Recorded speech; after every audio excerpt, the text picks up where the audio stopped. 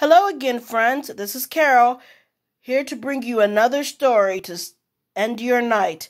I miss all of you so much. In fact, I really miss my friend Andrew and his super duper smile. Andrew, what t-shirt did you wear today? I miss all your Star Wars shirts and all your Disney World shirts, and I can't wait to see you again. Well, tonight's story is called The Big Wide-Mouthed Frog. Let's get started. Once, there was a big, wide-mouthed frog with the biggest, widest mouth you ever did see.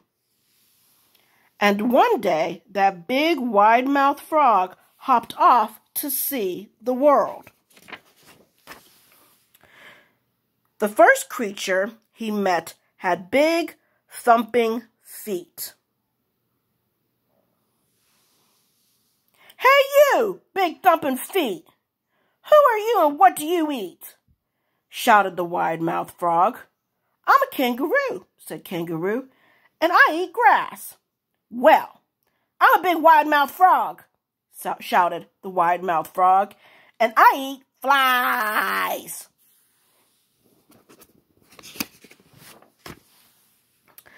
The second creature he met had a big black nose.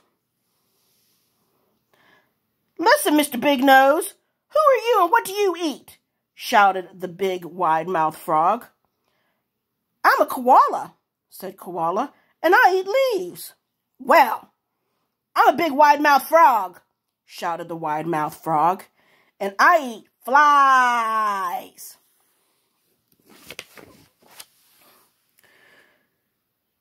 The third creature he met was hanging upside down.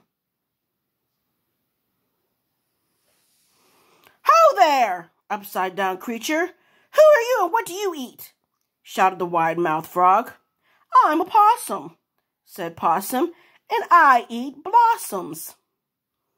"Well, I'm a big wide-mouthed frog," shouted the wide-mouthed frog, "and I eat flies."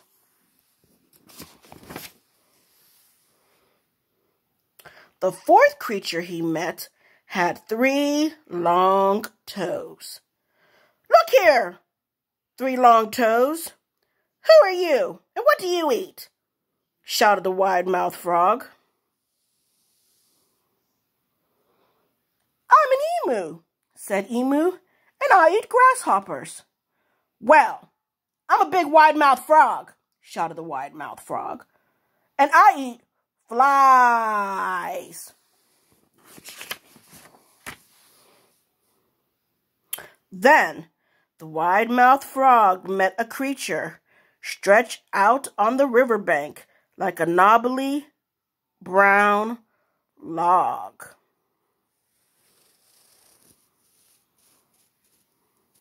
"Hey, knobbly brown log! Who are you and what do you eat?" shouted the wide-mouthed frog.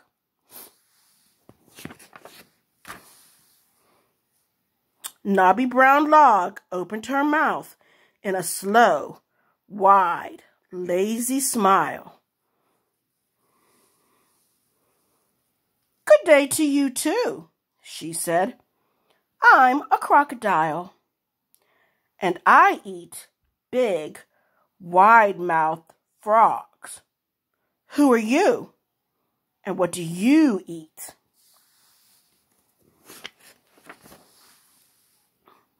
"Me?" whispered the wide-mouthed frog, puckering his mouth into the smallest, narrowest mouth you ever did see.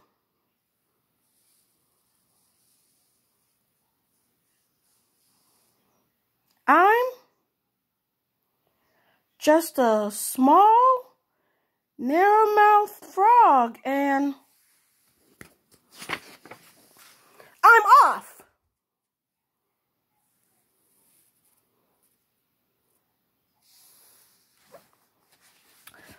Wasn't that a fun story? That was such a small story that I have another one for you tonight, and it's called Socks for Supper. These 2 books were my some of my daughter's very favorite stories. So I just love sharing them with you. So this is Socks for Supper by Jack Kent. In a far place in a long ago time, there lived an old man and his wife. They were very poor.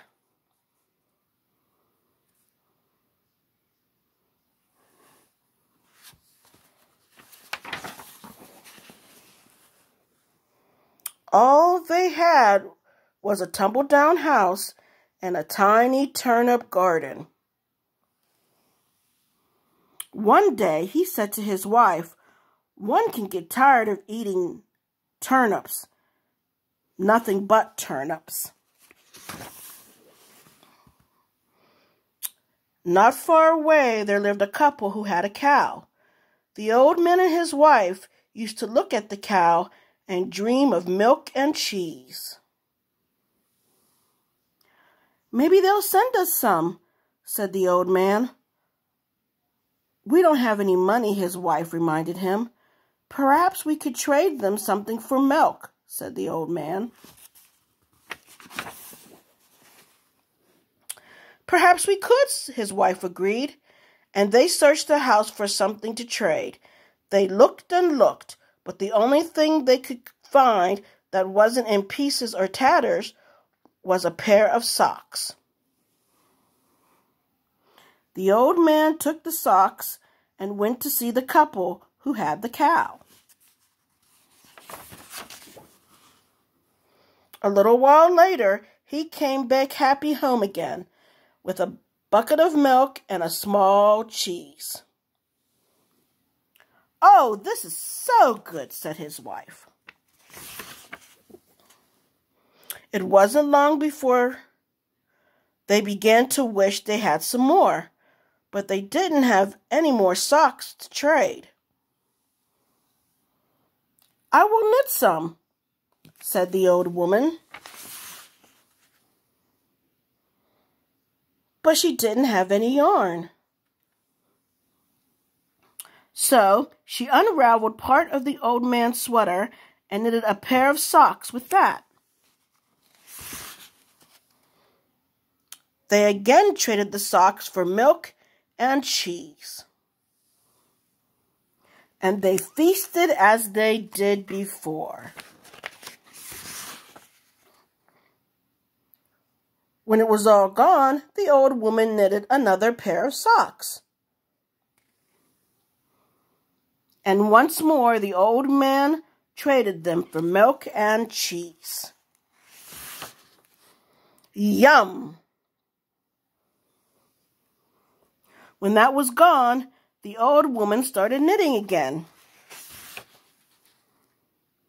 But there was now only enough yarn left for one sock. I wonder what they decided to do. "What good is one sock?" the old woman asked. "They won't trade any milk or cheese for that." "We'll see," said the old man, and he took the sock to the couple with the cow. "I only have half a pair of socks this time," he said. "Would you trade half a bucket of milk and half a cheese for this?"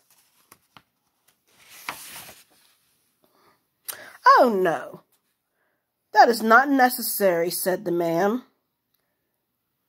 "You see," said the farmer's wife, "one sock is exactly what I need." She was knitting her husband a sweater for Christmas. She'd gotten the yarn for it by unraveling the socks, and she needed just one more to finish the job.